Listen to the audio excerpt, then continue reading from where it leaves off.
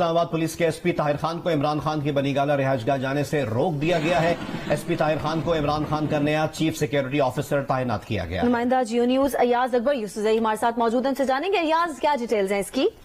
देखिए जी, ये एसपी ताहिर खान है जो इस वक्त आपको नजर आ रहे हैं। इनकी भी ट्रांसफर हुई है कुछ चंद दिन पहले। इनसे पहले भी ताहिर खान ही थे जो क्योंकि जब इन्होंने कंसर्न शो किया था पाकिस्तान तहरीक इंसाफ की क़यादत ने कि इमरान खान को जान का खतरा है, तो बाकायदा तौर पर एक एसपी रैंक के अफसर को सिक्योरिटी ऑफिसर तैनात किया गया था जो इमरान खान के साथ ट्रैवल भी कर रहे थे। आपको मुख्तलिफ फुटेजेस में नजर आ रहा था। कल जलसागाह में भी इनके साथ मौजूद थे।